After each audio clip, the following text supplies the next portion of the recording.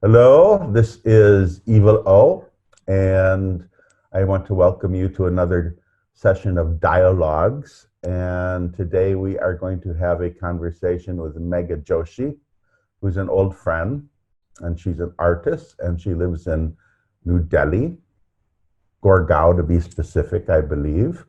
And I feel she's one of the most underrated artists on the scene, actually. She has done some incredible things. You don't get enough attention, Megha. So I think we'll start it by just letting you say a little bit about yourself, who you are. Hi, Oswald. Thanks for having me here. Very kind of you to say the things you did. I don't think I've been rated at all. I haven't sought any ratings much. I take some onus of that. My production has been patchy. But anyway, to tell you about myself, for those who may not know, I did fine art in Baroda. I specialized in sculpture. I left in 95 and I came to Delhi. I started teaching at a school and I was exhibiting with the only one or two galleries that existed. And after that, survival issues took over. I took a job teaching in a school and setting up an art department. A very So progressive. you're juggling an art career with a family, Currently, yes, yes. all the responsibilities of a family. Which I'm sure a lot of people do, yes. And but I'm slightly bipolar that way. Part of me is really a wannabe bohemian artist, and part of me loves also this part when I say domesticity, I don't mean it in any negative way, but I like family, I like friends, I like cooking, I like feeding, it's also part of me. So it's very important. I cannot make art about certain issues with not dealing with those kind of compassionate human things in my own life. I find there is often a dichotomy in a lot of people. I mean, their personal lives and their arts do not seem to match. I often I'm feel only trying. you have to live life a little bit before you can make art. That's a problem when kids come fresh out of school because they haven't lived enough. They really don't have anything to express many times, or they don't have any depth of expression. And I think it does take a little time. Just live life, experience life before you start developing those things you want to say. Yeah, I think No? that's pretty constant. Yeah, no, I'm constantly informed by life. Very often when I travel, I don't always go only to the art museums. Like a lot of my artist friends, did you go here, here, here? I will go to a couple of the museums. I will also go to the theater in a new place. I'll also go for the music festival. I'll go and try the street foods and get a feel of the place. That's what informs me. It's not other art that informs me. It's life that informs me. Yeah, I mean, I have felt that with the miniatures I do with RVJ because when they started, they were all about, traveling around India because those were the days I was traveling around on the train, and just seeing things and being a tourist, and I haven't done that for so many years. So sometimes I wonder if that element of them has become a little inauthentic because I no longer experience it. I'm experiencing India in a different way now, but I don't want to talk about myself. No, But no, anyway, it's a our, dialogue. so we set a tentative theme for this discussion as compassionate feminism. And Yes. I believe you consider yourself a feminist of some sort. Actually, How do you want to define that? Do you consider yourself a feminist I or mean, no? I wouldn't say I'm not a feminist, but I have never ever said those words out. Okay. I've never called myself anything. I mean, I rarely say, hello, I'm an Indian artist. I give a name as identity. I don't use that. But I have been called a feminist artist in articles and when it's been written, because I think the writer or the curator who knows the feminist discourse has found something of resonance within the feminist discourse in some of the works I do. So in Right. that way, I'm certainly not resisting it in any way. I mean, I think as long, and therefore I'm fascinated with what you chose as the title, compassionate feminism. I was like, what is that? Well, I'll tell You you know? why, if I can just, this is something you can react to. When I was very young, I was still living at home with my parents actually when I started going to college because it was the University of Wisconsin in Milwaukee. So it was a commuter college. But I was actually subscribing to the Village Voice at the time. Mhm. And I was very into some of the early feminist writers like Jill Johnson, who was, the lesbian writer for the Village Voice, who never used capital letters and never used periods. Mhm. I always remember that, but I was really into her writing. And I was a big supporter of feminism. In fact, I called myself a feminist, I was about to ask you. In those days, I called myself a feminist because to me it was all about women wanting to do anything a man can do and Right. not wanting any roadblocks in the way. And as I got older, just as an example, when I worked at the screen printing shop in Milwaukee, we had a very weird setup because it was an old building. So when deliveries were made, these big semi trucks. I mean, we have trucks in the US that are much bigger than in India. They're like twice Yeah. the size. They had to go down this little street and they had to find a way to like back up like in this perpendicular angle to our loading dock. And like experienced truckers could not do it. It was always so hard that we'd be out waving in the streets and stopping traffic. And one day this big rig showed up and just perfectly maneuvered to the dock, and out jumped this young woman who was the driver, who had on blue jeans and a tight shirt, and everybody was kind of gaga, and she was all, to use the word, perky, and we were just amazed at how well she had maneuvered this big rig to the dock. And everybody thought it was great. Yeah. She was from Wyoming or something like that. It's like, wow, she really knows how to drive. She must have grown up in a trucking family or something like that. Mhm. So that was sort of my initial impression of feminism, when I would consider myself a feminism, like, more power to you. But I think for me, it started to change when people like my mother started to call herself a feminist. But, and Okay. not that I didn't like my mother, but my mother, I mean, I'd grown up with her and I knew she was kind of a very conservative Christian, conservative, very puritanical.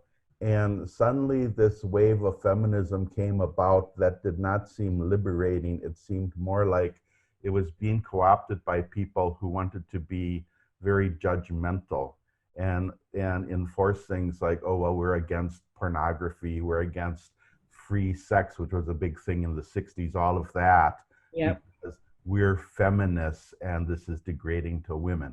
And that's when they started to lose me. I've Yeah, said, but so this is why when somebody says feminist, I am like, which kind of feminism are you talking about? mm, Because they're not all the same. There's radical feminism, there's liberal feminism, there's ecofeminism, for God's sakes. There's social, Marxist feminism. There are many, many kinds of right. feminism, And and the popular feminism. perception of man-hating area. I mean, those stereotypes of the feminazi. I hate that word, but that kind. But it's a very real, perceptible kind of feminism.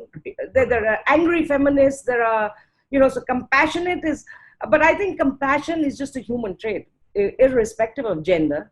And if you are compassionate, you will also be feminist of a kind. We choose our So battles. I mean, are I you certainly would say I'm not a feminist. are you saying any of those forms of feminism can be compassionate? They could be, yeah. But then again, so you could be fighting against a common enemy, like which a large section of women are really, really angry at men generically because Yes. they have suffered. And yes, of course, it's under patriarchal systems, so there is a certain anger against the male, and women themselves who may have been part of that system who further perpetuate it, but also seen as victims of it, because there is no escape. Well, I can sympathize because I do feel women get shut down a lot. Of They get course. shut down a lot in conversations. They get shut down a lot in discourses. Um, they're not as free to like just say what's on their mind. And there's all those little tricks that are used. I mean, what are the ones they say? Your I'm not. surprise at seeing a female trucker Yes. it was rare because there was no history of female truckers. Right.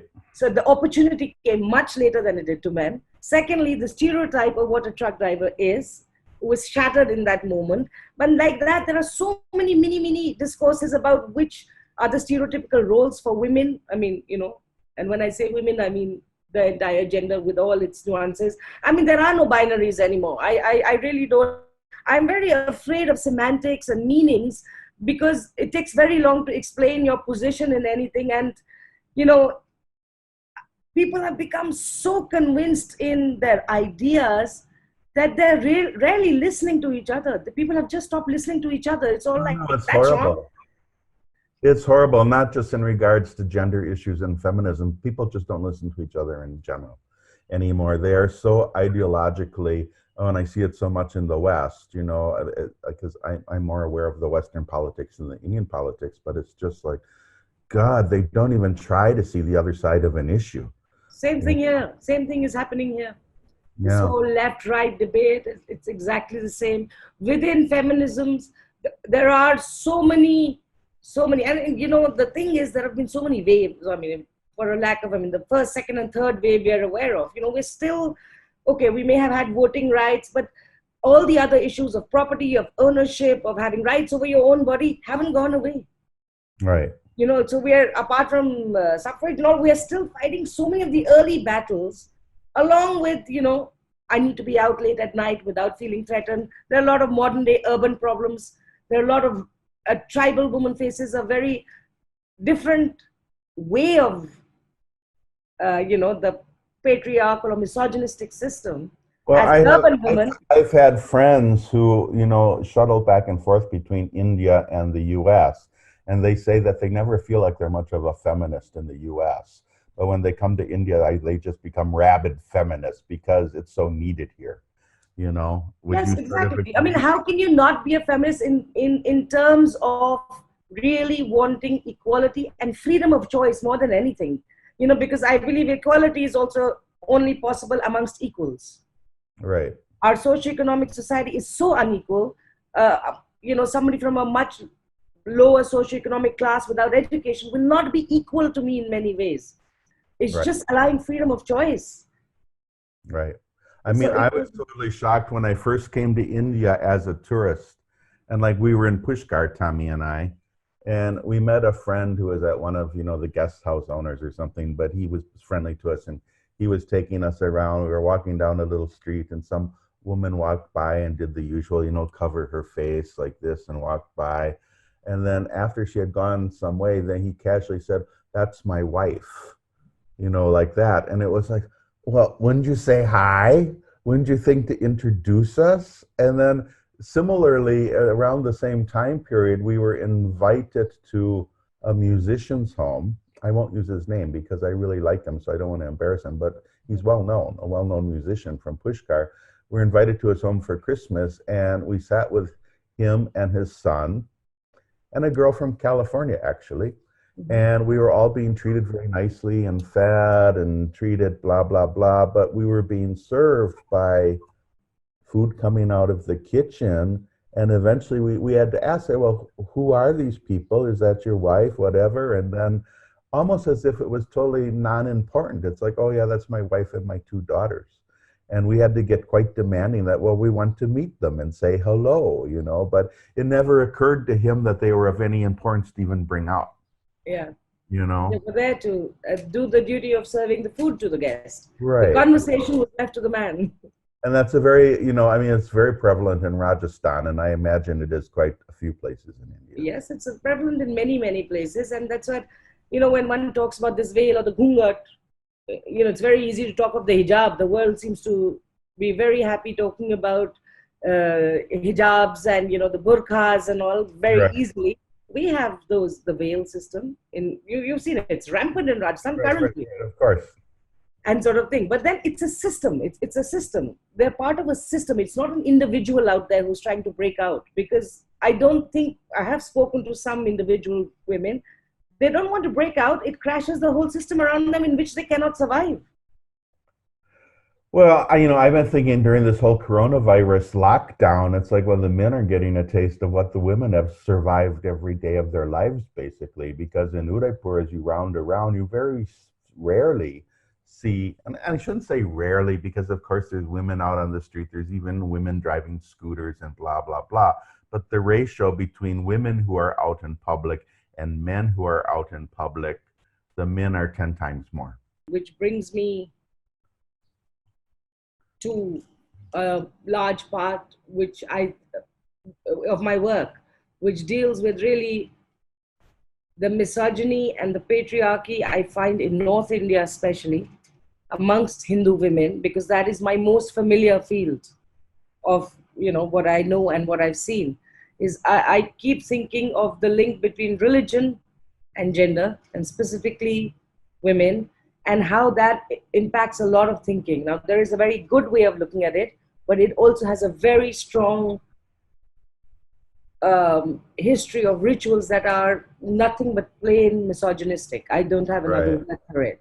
And that always creates a lot of debate, those kinds of words, because I mean, it's people take it as a personal attack. They're really raising questions. I don't have the answers. I just want to raise questions, about, but then within our own families and within our own networks and the people in all, including the woman who will come to help out, the domestic helper who will come to our place from Bengal, the part-timer in this area, and friends within, well-heeled condominium in Gurgaon.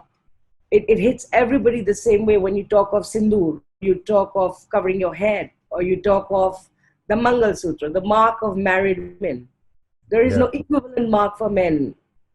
Yet Yes. that is what, but my big question is that if you eschew certain things and saying, oh my God, this is marking women as property or something, Well, then I do we can't help really but change notice, it? like even in Rajasthan, the nose rings and then the nose rings in the camels. Mhm. I mean, it's like a property, and it's tradition, it's fashion, it's dress. But if you go back, it seems like an indication of property to me in some ways. It And is property linked, but the thing is that people, I call for a redefining of ritual. I'm not saying, because there is also that if you give up all these things and you start questioning everything, there is what I call a loss of culture. yes, If you do ring exchanges, we are not any different from the so-called Western counterpart. It is, and the whole thing of India, the color, the ornamentation on women, our jewelry, our bindis, and I think it's a very strong Indian identity, Hindu, but Indian identity. right. When you go too far with deconstructing, eventually you end up with no culture left. I feel, whether it be India or wherever, it's like, yeah. So I I mean, think we need to reinvent. You can't do you away. can look at the paintings. I mean, you've been to Italy, you can look at all these, everybody goes there and admires the beautiful art and the beautiful sculptures, and then you think about it, you think, yeah, everything here was built on gold stolen from South America. Everything here was built on the backs of poor people that were donating to church because they were being tricked, basically, in my opinion, to give their gold to the church. And I'm sure the same is true here with the temples. But then does that mean you want to discount the art in the churches or Not discount the at all. beautiful of a South Indian temple, Not at all. The idea is Right. to make sure that we learn from history and we don't let it repeat itself. Hmm. There is no, you can't undo that, but you can Right. certainly learn from it. So nobody's talking about undoing something that happened, but if it does not let us learn from what is a very obvious empirical evidence of its effects, then what are we doing? What are we talking Right. about? Right. What is intelligence? Right. Right. Exactly. So we must So, learn. if you want to talk about any particular pieces of artwork that you've done, if you wish to do that, I can, and you send me an image later, I can like insert it in this video so people can see what you're talking about. Are there any particular artworks you're especially proud of that related to gender? Um, I always think of the ones with the horns and so many. Yeah, the horns one. So there are three ways I work. One is my studio based work, so what I call, like, from inside out, which is the themes that are recurring in my work, that move me, which I think about and I work. The other is outside in, where there is a curatorial call, which obviously is somewhat related to my practice already, but it is always in response to, just like in a conversation we can talk about a billion things. My art practice is pretty fragmented that way, in the sense, in terms of material, in terms of scale, in terms of topic or the theme, so to say, is that's my personality. That's my personality as a person and my interactions with people and as an artist. And I will not be boxed down, because that is the way I function. I mean, I leave the, where to put it in what context to others who are based in theory. I'm just doing what I do as yeah, honestly. you're not afraid to get your hands dirty. You go out there and you play with materials, I must. You For do me, that a it lot, has to I be tactile. notice. I have to touch my own work. And Yeah, sometimes you've been I using the little cotton wicks and you've been using incense and so all because sorts of maybe it was things, but culture, the tactile quality for me has to be there. I draw also, but I must use my hands. I cannot go and conceive a work. I mean, maybe if I did some large commission or something, which I've always refused because I made my money in television. That's what I did to, as a profession to earn a living.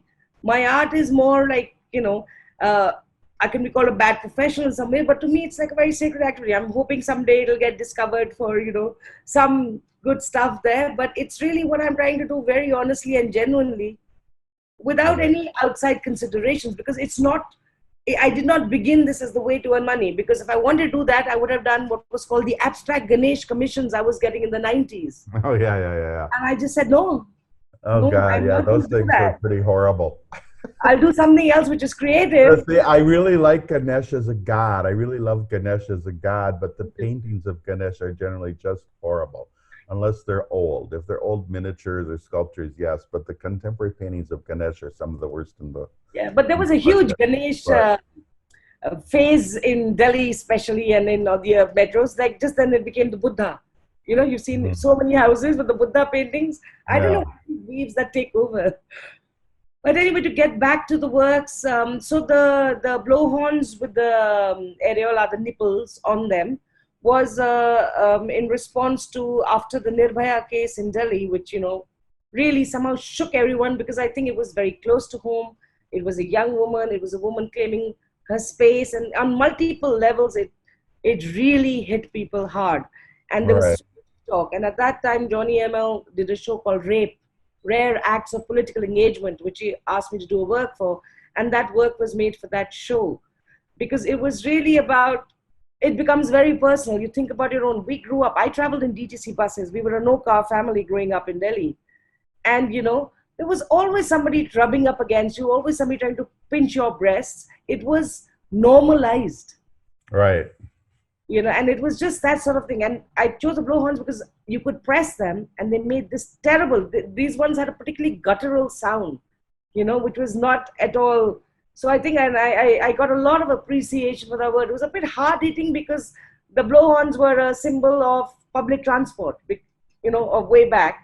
And Right. then they had the sound, and then they had the bulbous form like Well, that breast was a wonderful work. I really like that. I think you showed it where? You showed it at Art Consult, right? at Art Consult. Siddharth Tagore, yeah. Yeah. Another one at Birla Academy, which I did, was also great fun, which is, it was a show called Line of Control. Oh, yeah, yeah, I A remember. political show, actually, because a lot of people use the barbed wire metaphor in that Right. way. Yes. I just took 20 feet of false hair and put red vermilion through the center on the floor and called it Uh, Line of Control. And in Bengal, especially in Calcutta, the sindoor, or the vermilion, is omnipresent. And all the old ladies who came in saris, including relatives of my, in-laws side and all came, and they looked at it, and Line of Control is pretty much challenging, what it means. how did they respond in general? Did they respond positively or A lot negatively? of silence with that word. A lot of silence. They Yeah, didn't a know lot of what to people say. the people who were wearing the sindoor just said, "Oh, wonderful, wonderful," but really were like, "This is the What line is of." this? What is this? And then I had a lot of debates because every ritual or any kind of this kind of marking, there is always an explanation. The thing, the bindi is also the third eye, and turmeric, how sindoor first started. So I know the beginnings of rituals, and I will not challenge those. They may have been true. Not letting women sit in prayer ceremonies if they were menstruating may have been to give them rest, save them embarrassment of stating, maybe. But in the day of tampons, why is it still prevalent? My question always remains that there is a redundancy in a lot of rituals, which, whatever the beginning might have been, are today redundant. And if we do not adapt and reform religion needs to reform because faith is beautiful. How If do you you feel? You say faith is beautiful. Do you believe that? I do. You're not hostile to religion per se. I'm hostile to, if we can say it, organized religion, the rituals associated with religion. find very uncomfortable. And I often get a slightly rebellious way of talking to them, Right. and I'm trying to be more understanding because I have a lot of arguments all the time with my own friends who do the Karwa Chauth fast and sort of thing. So then I read up and all, and I know that I have formed these arguments with some amount of responsibility. I have to take that if I'm saying something, because I do believe that these are hugely patriarchal and misogynistic, and I do link it to sexual crimes against women.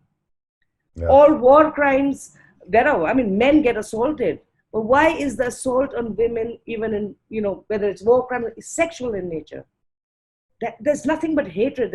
It's pain. Men may be subjected to pain, but women are subjected to pain and humiliation. First, you build Right. up this honor and this whole discourse around women's bodies. Then you violate it. It's very different. It is different for women. It's the whole sexualization of the female body. And when I say this, I'm not saying it only for myself. At my level, I've got a lot of things going for me, but I just wanted to do sculpture. I went out into Gurgaon to a welder shop, and I'm like my male compatriots, my age, same demographic, they can work. I couldn't. I got assaulted because Right. it's a male dominated area. Now, how am I not supposed to feel resentful of that? How am I not supposed to say that I'm a sculptor? I didn't say woman. I didn't use the word woman artist. I never used it. Right. I said I'm an artist. And now I'm like, yes, because I know that the challenges I'm facing, I will have to dress more conservatively in summer than my male. If you compare, there is obviously it's so much more difficult for women. Oh, of course. It's so obvious. I mean, I see that all around, not only in India, but in the Middle East. The males are always up with the latest fashions. They've got the latest Gucci or whoever is currently, the fashionable, whatever, watches, trousers, shirts, whatever. But the women are expected to dress the same way they've dressed for a couple hundred years. Well, You that's a know, complex. it's just unbelievable to me. The number of women I know personally who say that it's their personal choice and we must respect it. I'm like, okay, I'm not going to challenge that. I'm just saying, okay, as long as you are saying that it is your choice. I was finding that I used to say for a while, I really felt that I want my art to be, activism art, to bring Mm. about change in certain things. And then I was speaking recently to a filmmaker friend of mine, and he said, and he really does documentaries, very hard hitting, very risky kind of documentaries. He's always in trouble with governments and all that. And he said, and I was like, yeah, we're talking about activism. And he said, you know what? I've decided that activism is failing. And at best, I can be a chronicler. Mm. Maybe it is more important. This is archival footage now that I am creating. And I really thought long and hard, and I said, I would love to do that. Maybe, there's so much of the person. It should not be completely self-indulgent in terms of I, me, myself kind of art. It's my place in this time, in this place. I must chronicle part of it. So this is a new thing I'm obsessed with, that there should be some chronicling of a time, that if ever anybody looks back, there is something about the time, just the idea, not that I think, but the basic concept of art being, eternal is fairly fascinating, and it gives us, we learn so much from it. And then why aren't we creating art that also can be viewed like that? So, I think the whole art situation is going to change tremendously after this coronavirus lockdown. I don't know if it's going to just go back to the way it was. My generation, the boomer generation, art was like sort of part of that whole hippie movement, that you were expressive and creative. Everybody liked art. So everybody wanted to support art, buy art, be an artist, blah, blah, blah. But then over the decades, that grew up to be the monster that it is, with Art Hong Kong and Art Basel and Christie's auctions and blah, blah, blah. And now the young people are seeing a whole different thing. And I think young people are beginning to possibly be really turned off by the whole idea of supporting art, and thinking that, well, maybe it's just a big waste of time. It just diverts people from activism, which is what we really need. I wonder sometimes if that's going to be a direction. I also think that art today, I don't know, I find this personally, and that's why, when you say I'm not seen around enough, you ask me if I'm sometimes reclusive or something. I don't like openings unless, I go to support friends Or if it's somebody I know, of course I will. But openings are not my thing. I'll just drink some wine and try and make some inane. You can't even have a conversation. It's really, I'd love people. Hello, goodbye, kiss, kiss on both cheeks. Do some Concept air bothers kissing. me. I always make sure I go on a morning on a later day or go with a friend where we can really talk about the art, you know, and sort of thing. But the other thing is, I think now artists are expected to be not only artists, also very professional in their marketing, in their Yeah. networking, in their presentation, in their technical skills on the computer. And a lot of people are advised that it is needed. I understand that. That is how you, if a young person were to ask me, I'd say, yes, work very hard, network very hard, know your tech, know how to do your photographs. I, it was not like this. This is not how it was meant to be. I was Yeah, supposed Van Gogh and to Gauguin in my and studio, and there was supposed to be a angel curator who would walk in and say, "Oh wow, you genius, where have you been?" And I was just supposed to be plodding away at my work and unconcerned with the rest of the world. There were gallerists and curators and other people and dealers who would do the rest. Why do I need to push my art? And I still maintain that to some degree, but I do have the luxury of saying it because my living was made from other work. I did that for a while. I was not making art for 10 years. I was earning a living in a creative industry. And that is why I can have these, I can indulge myself today with this idea that I have, that I'm just going to work. And, I'm sorry that I'm not really savvy in the other things. I could be, but I just don't want to. The other time is spent with family or other things in my life. I can't be doing it all. I just want to make the artworks. My job should end there. I'm an artist. so what else would you like to talk about in this dialogue? Because at one point I'm talking about issue-based artworks. At another point, I'm considering currently the archival value of art. Yes. Apart from, an art, of course, there's multiple arts. I really believe, somebody asked me, what is art? I'm saying, you could have art as activism, you could have art as pure aesthetics and beauty, which you gaze upon, the unsaid joy that art may give you. Art can be chronicling, just art can be illustrative. Art can just be personal expression, full stop, which might speak to somebody else. I think we must allow for all kinds of art. So I don't have any strong notions of where to box in art. Right. I'm very, very happy with all kinds of art, and I myself find myself shifting. So at one point, I'm thinking about the longevity of it, and the other time, I'm thinking about how beautiful it is to just create ephemeral works. That joy of creation without thinking of a white cube, without thinking of. Well, you made a very radical statement by destroying a lot of your older artworks. That really sort of broke my heart when you did that. I broke You were my heart. posting on I had to do it Facebook. twice. You did it twice. But you were First time, destroying. You said you were consigning them to the cloud. So I imagine you kept documentation. yeah, I You were did. actually throwing out the works, and that'd be really hard for me. That would just break my heart to have to throw out my It work. did. I had the kabadi wala, the guy who came to take and break down the words into, oh, this is useless. This is just a canvas. This is just wood. Oh, let me weigh the steel, and breaking the works. And I was like, he's telling me the worth of these works. I went through a terrible time. This was actually about 5 years ago. I had it. It came up as an April Facebook memory. Somehow this always happens in April. It is the cruelest month. And I had to, at that time, because I was using, the flat, basically I had to give up my studio space. And the second time, I got a new studio. It was a basement and it got flooded and the works got ruined because I was away for a month. And now I just shifted to a very small studio because the budgets are getting smaller. Okay. I had a nice period of sales where I could sustain the rent, which is the other thing. If I want to call myself an artist, it's not a hobby for me. The art must pay for studio and materials at least. Right. I'm happy that my spouse and my savings, we are just able to run the home bit and the education for the kids. That's the other thing. But the other thing is the art bit. It should not be, unless there's some other kind of patronage, it shouldn't be like a family support only. I'm not. It shouldn't be a drain on you. It shouldn't be a financial drain, right?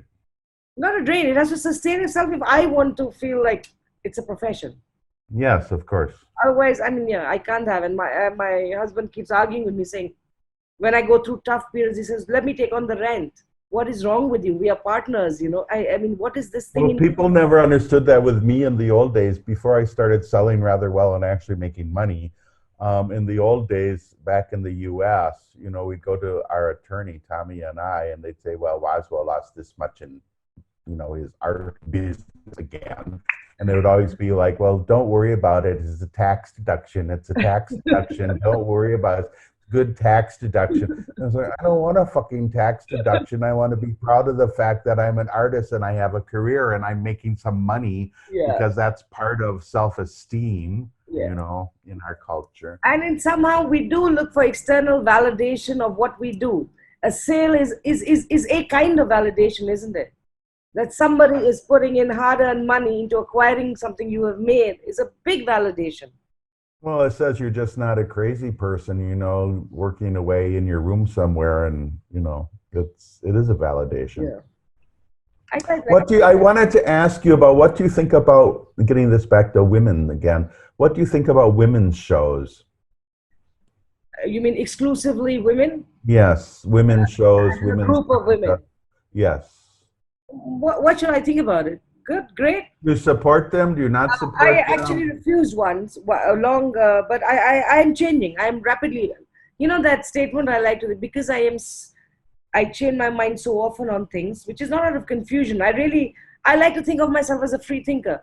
Give me new evidence, give me a new idea, and I will change my mind. To me, that is free thinking. You know, it's Right, not confusion, it's free thinking. Yeah, yes.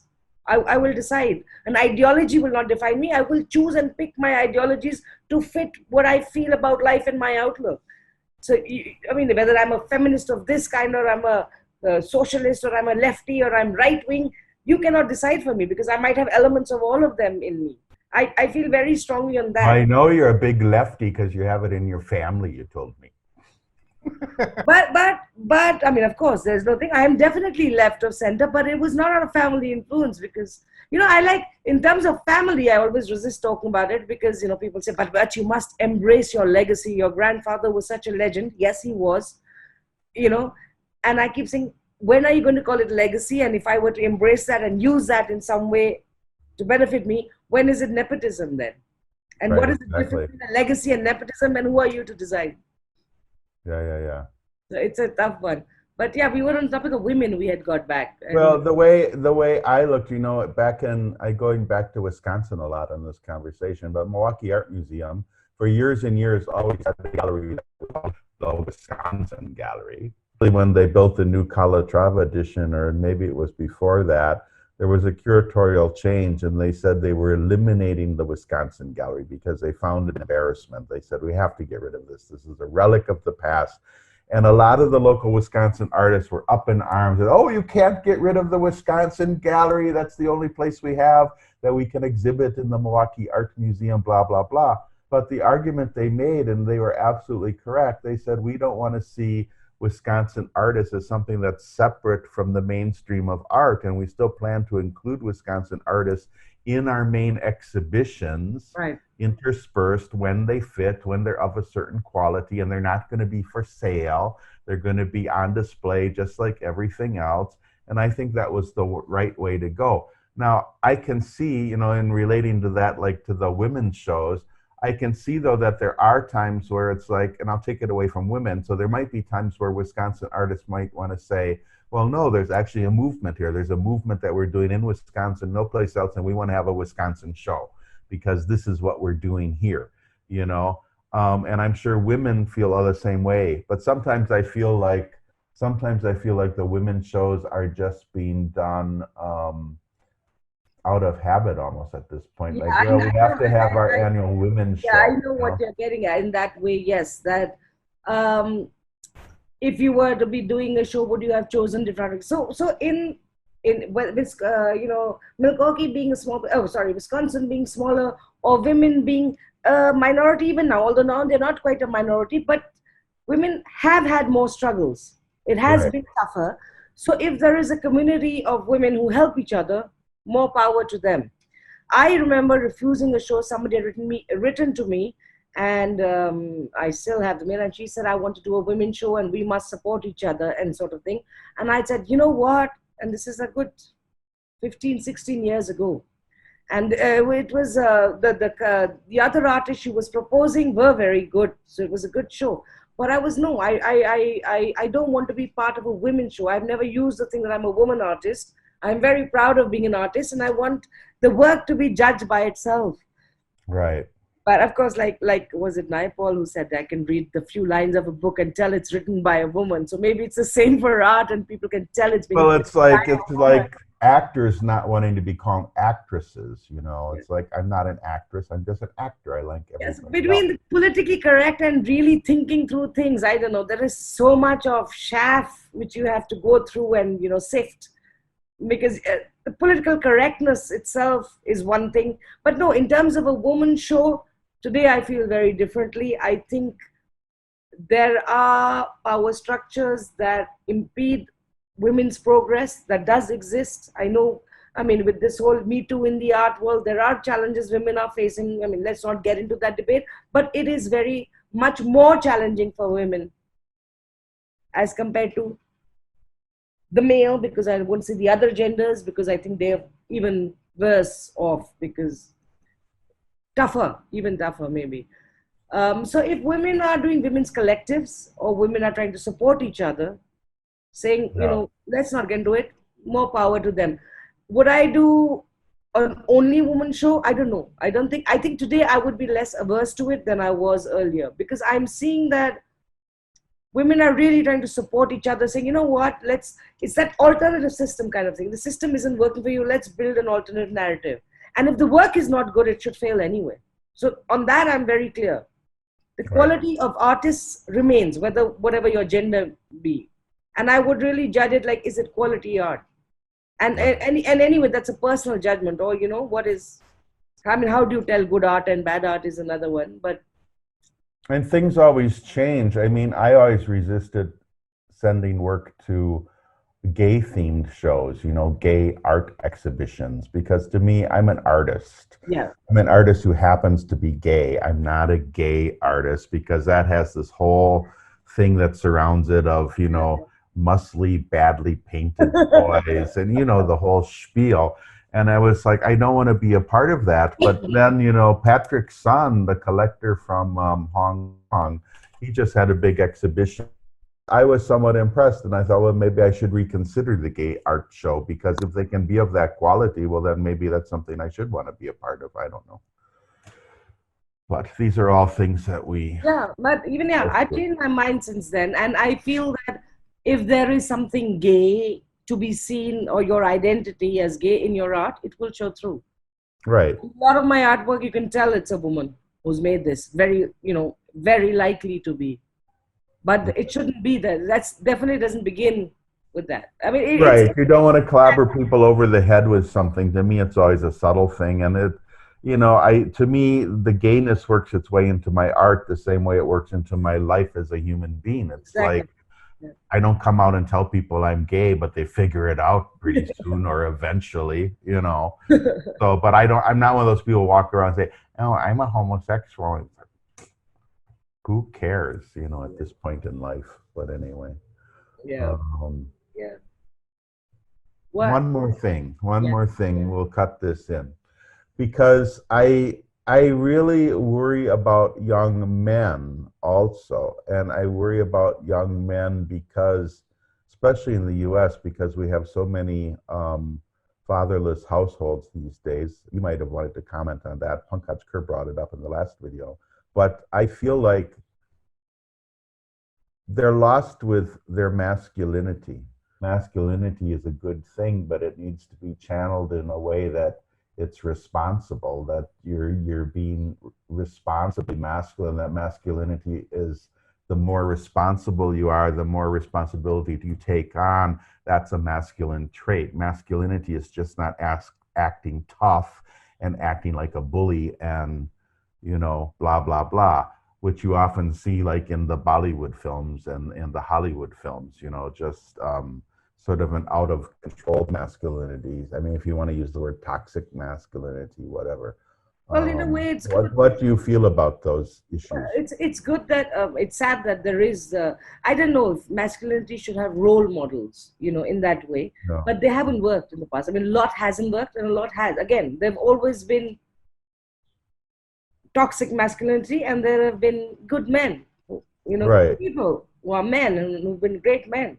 So I don't know, when you're saying you're in households, and I know the numbers are rising. I have friends who work in the field, and not having your immediate role model, so-called your father. But then again, a lot of fathers have passed on so much crap. Garbage too. Right, right, right. The son, this is to be a man, the rites of passages to be a man.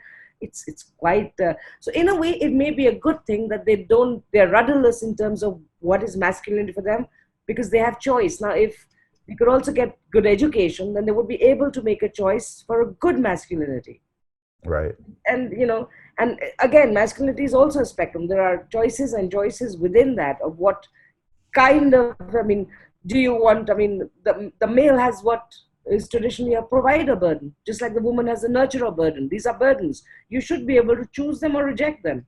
If Right. women are asking, do not define us by just our nurturing roles, men have every right to say, we don't define us by our providing roles. If I'm an out of work loser, don't call me that. Don't call me a loser. I am not here. My life's work is not to provide for family. When did even that has to change? Okay.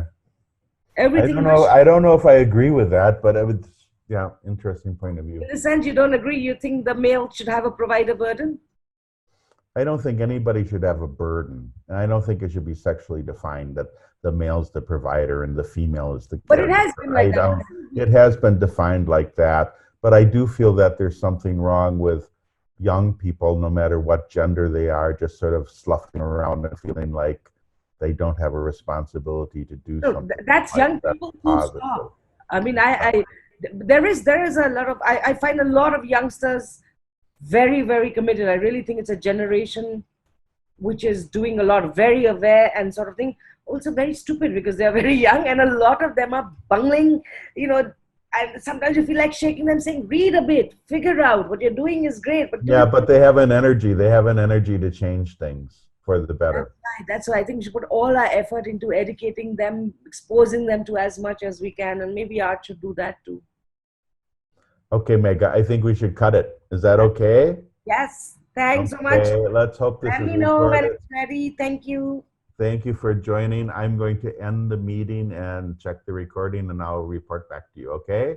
Okay, thanks. How do I end it? Oh, end meeting. Bye, Megha. See you. Send me those images. Yeah, of two Okay. words. Okay, bye.